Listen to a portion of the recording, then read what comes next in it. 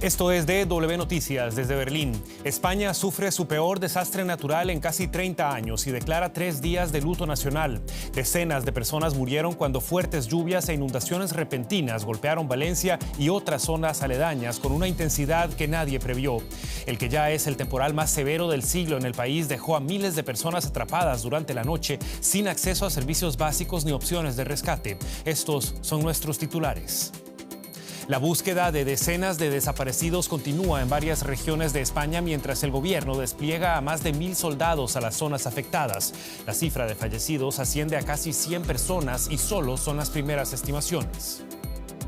Además, Israel lanza ataques contra la ciudad de Baalbek en el este del Líbano luego de emitir una orden de evacuación para sus ciudadanos. El ejército israelí asegura haber apuntado a una refinería de petróleo de la milicia islamista Hezbollah. Las autoridades libanesas reportan al menos 19 muertos.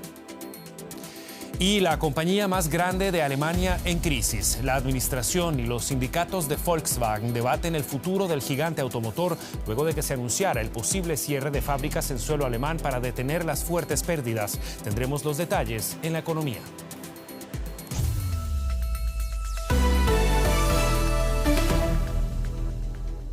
Los saluda Javier Arguedas. Gracias por informarse con nosotros.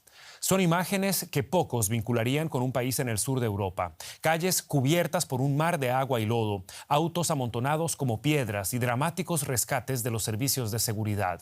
La región española de Valencia es escenario del peor desastre natural del país en casi 30 años. Al menos 95 personas murieron debido a las lluvias e inundaciones en varias ciudades y pueblos la noche del martes, sin que muchos pudieran buscar refugio. Ante acusaciones de que recientes medidas del gobierno local debilitaron los servicios de emergencia, también se comienza a buscar responsables políticos de la catástrofe. El diluvio dejó casas inundadas, numerosas carreteras arrasadas y provocó el descarrilamiento de trenes. Algunas personas rodeadas de agua y en situación crítica pudieron ser rescatadas por los servicios de emergencia. Las autoridades pidieron a la población que permanezca en sus casas. Prácticamente todas las vías principales están cortadas, por lo tanto, y las secundarias también. Por lo tanto, no es una mera recomendación, es una necesidad para garantizar la seguridad de las personas que están en la carretera y de las personas que tienen que acudir a rescatar a otras personas que están en municipios a los que todavía no han podido llegar. El nivel de las aguas disminuye lentamente. El presidente del gobierno español llamó a la población a seguir alerta. Me gustaría pedir a los ciudadanos y ciudadanas que no bajemos la guardia. La Dana continúa causando estragos. Aún no podemos dar por concluido este devastador episodio. Los testigos dan cuenta de los destrozos ocasionados por la catástrofe. El montón de perros que se ha llevado caballos, se ha llevado todo lo que ha llevado. Todo lo que, y un vecino también se ha quedado trancado en un coche, se ha quedado encerrado en un coche y no sabíamos si estará bien, si no estará. Tormentas otoñales similares han golpeado a España en los últimos años. Las lluvias han contribuido a mitigar una grave sequía en el país, a la vez que incrementaron el riesgo de inundaciones repentinas como esta. Científicos relacionan estos episodios meteorológicos extremos con el cambio climático. Y establecemos contacto con la ciudad de Valencia, donde se encuentra nuestra compañera Cristina Cubas, siguiendo minuto a minuto de esta tragedia para el país. ¿Qué tal, Cristina? Muy buenas noches para vos. ¿Cómo describirías la situación que se vive en Valencia en estos momentos? Hola, Javier. Pues tendría 2 adjetivos. Por un lado es dolorosa y por otro lado es caótica. Dolorosa por las más de 70 fallecidos, una cifra que se supone que va a ir a más, y por las decenas también de desaparecidos. Y caótica porque es muy difícil llegar a las víctimas. Hay zonas todavía, hay áreas de la provincia de Valencia que todavía no tienen electricidad, que se han quedado sin comunicación. Entonces los familiares de las personas afectadas no saben si sus familiares están muertos o están desaparecidos porque simplemente no tienen electricidad o luz para poder cargar en los celulares, ¿no? Es una situación muy difícil.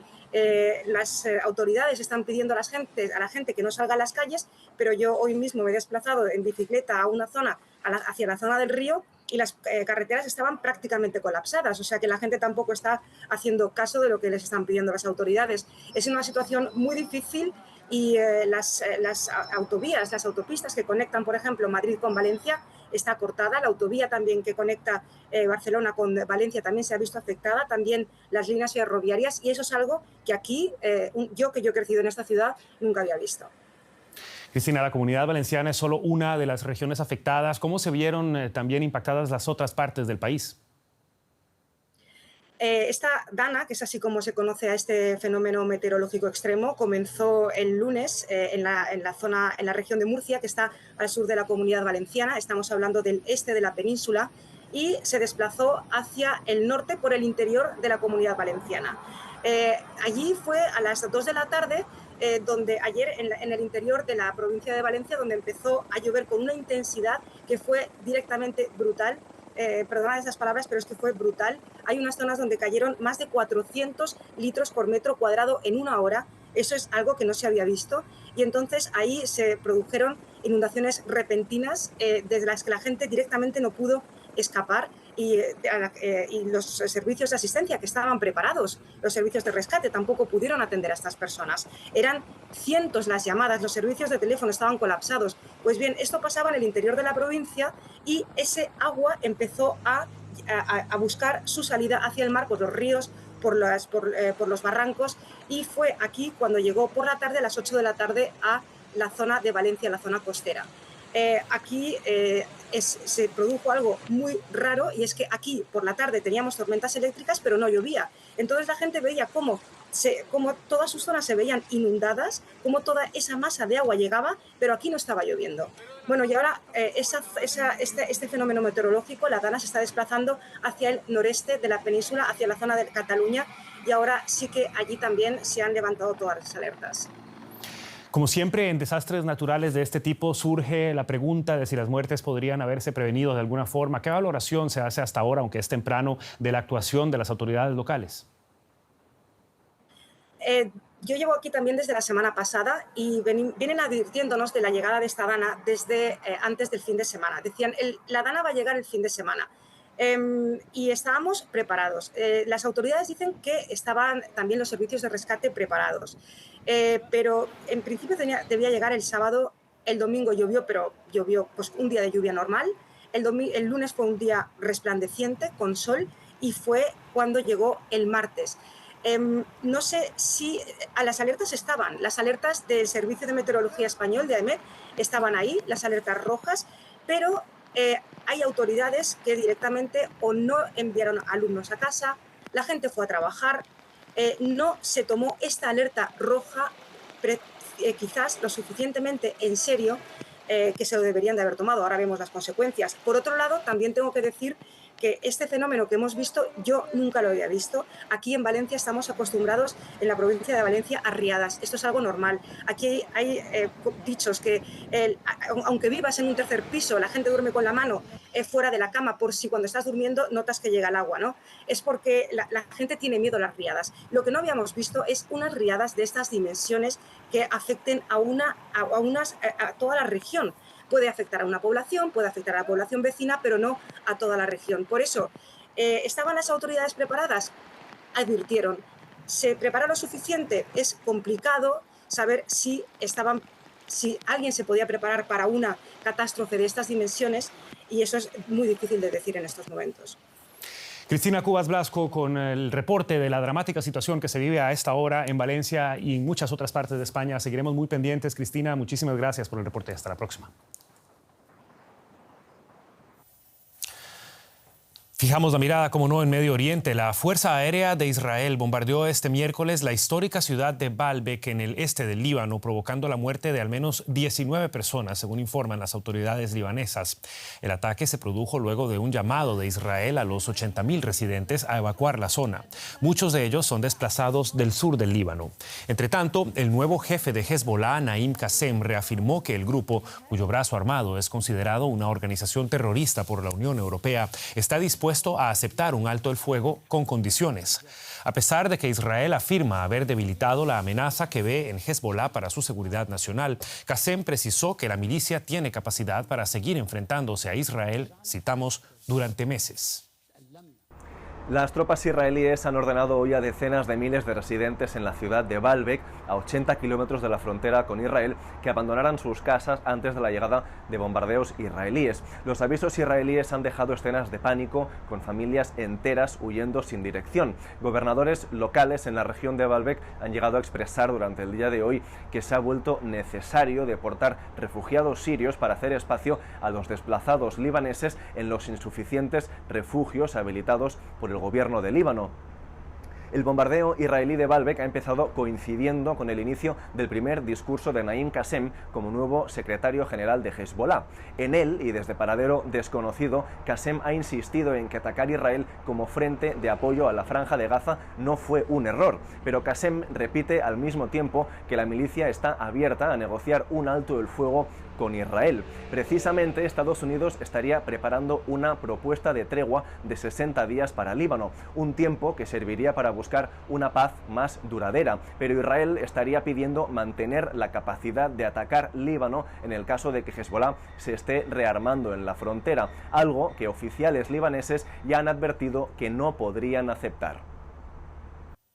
Era el reporte de Joan Cabasés desde Beirut. Continuamos con otra de nuestras noticias de titulares. En el segmento de economía, como les anunciábamos, Belén Palancar está con nosotros y la crisis en una de las mayores o la mayor empresa alemana. Sí, Javier, vamos con esta tragedia del motor aquí en Alemania y es que no es un secreto, Volkswagen afronta una crisis existencial.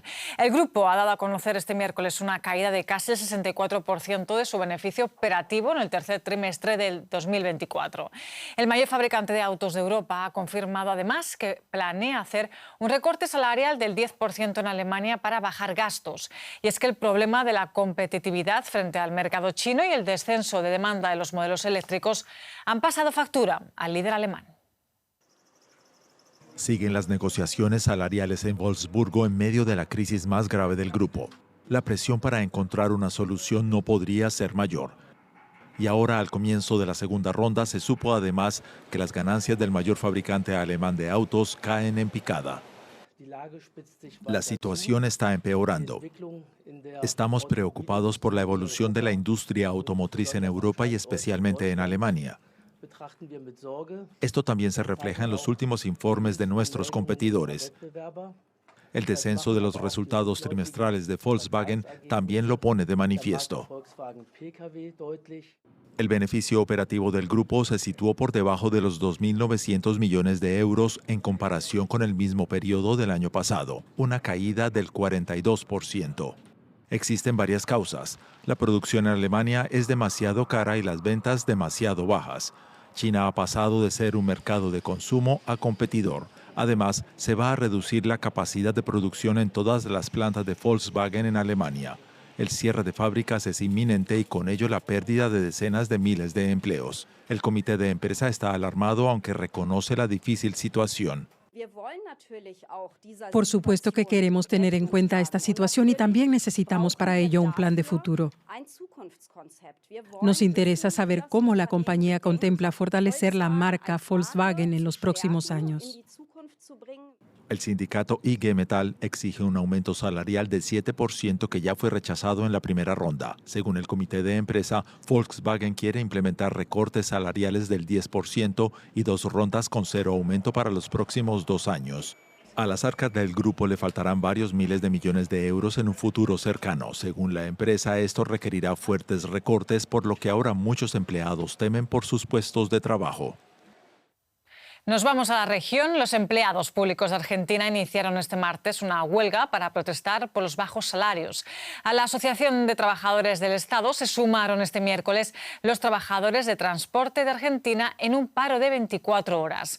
Una medida que tuvo un alto impacto en las principales ciudades como Buenos Aires. Los principales gremios del sector reclaman contra las medidas de ajuste del gobierno de Javier Milei.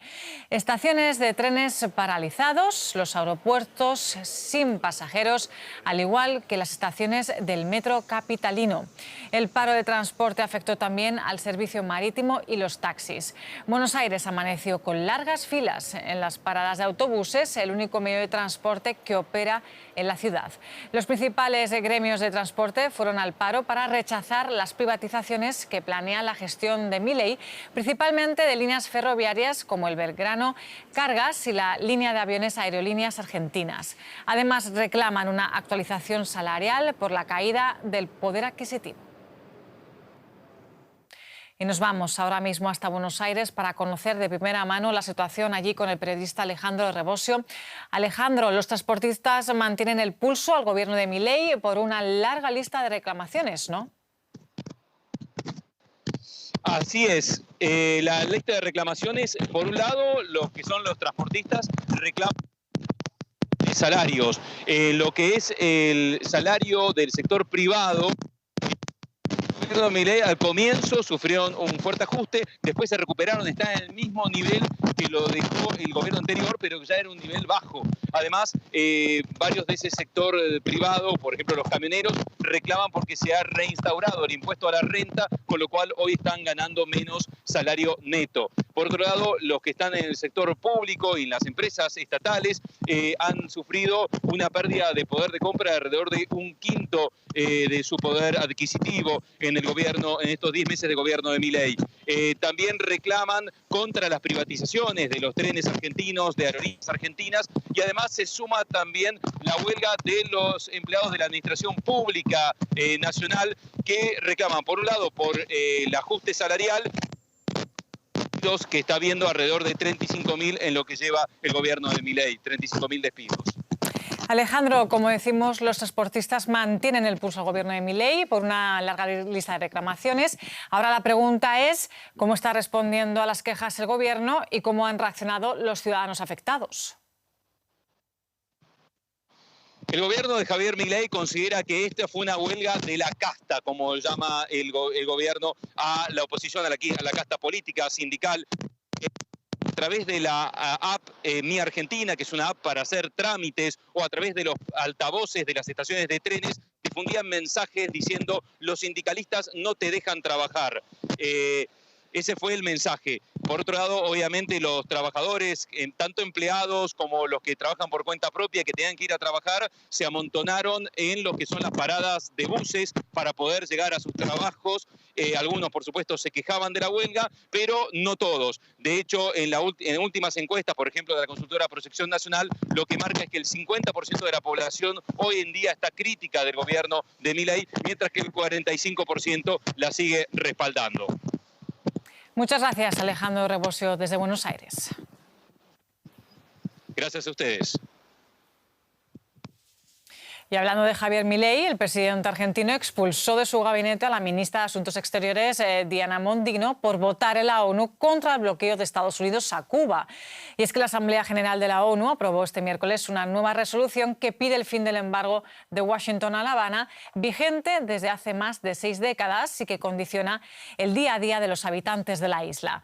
La resolución recibió 187 votos a favor, 2 en contra, los de Estados Unidos y su aliado Israel, y una abstención. Esta es la 34ª declaración que presenta el gobierno cubano desde 1992 a favor de la necesidad de poner fin al bloqueo estadounidense.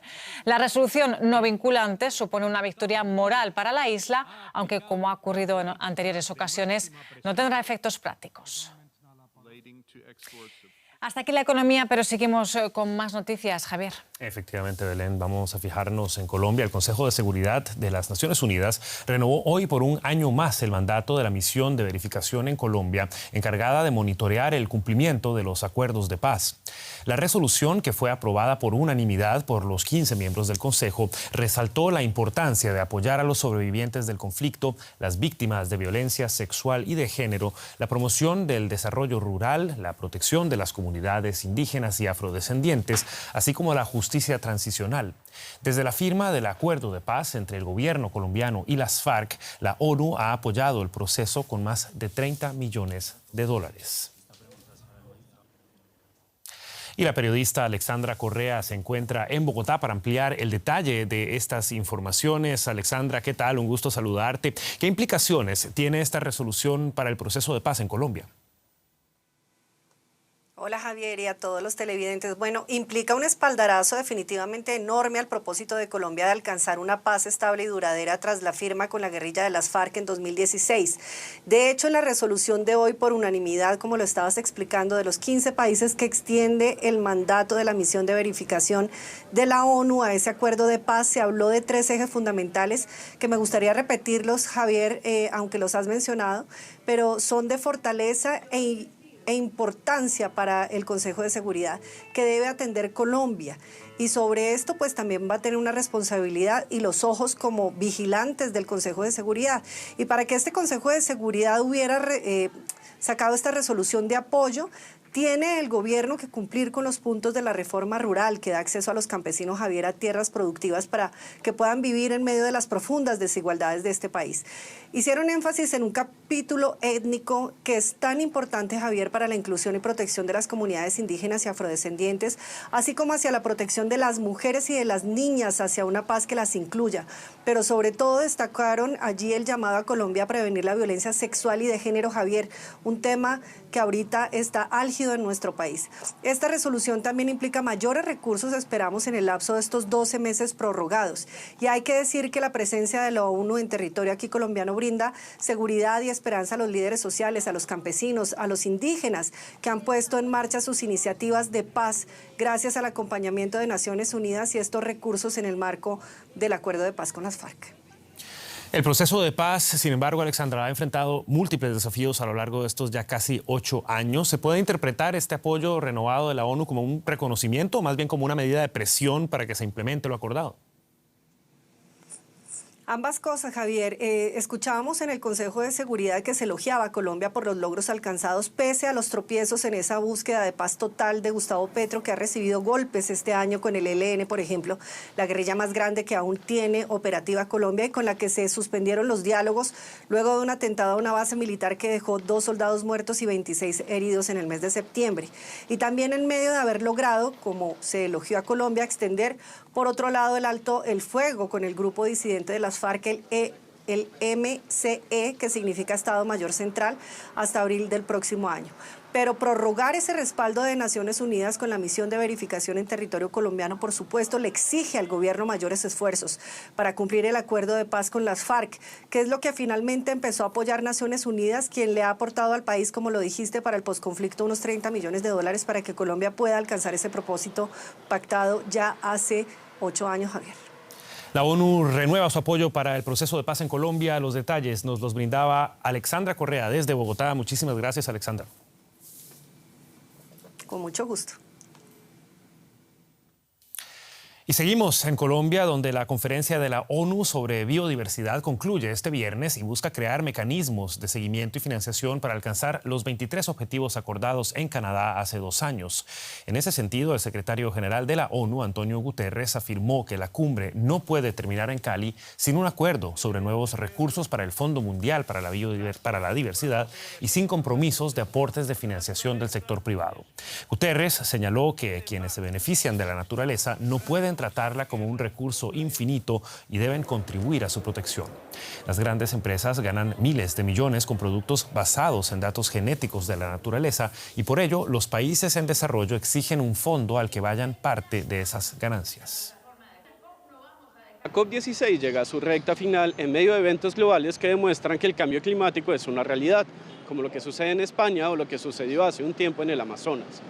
Uno de los objetivos de la COP16 era que los países de la región pudieran presentar la conservación del medio ambiente como una forma de pagar la deuda externa o de recibir apoyo económico. En medio de esto se firma el primer acuerdo entre Colombia y Alemania. El país suramericano se compromete a la conservación de sus ecosistemas y recibirá a cambio $75 millones.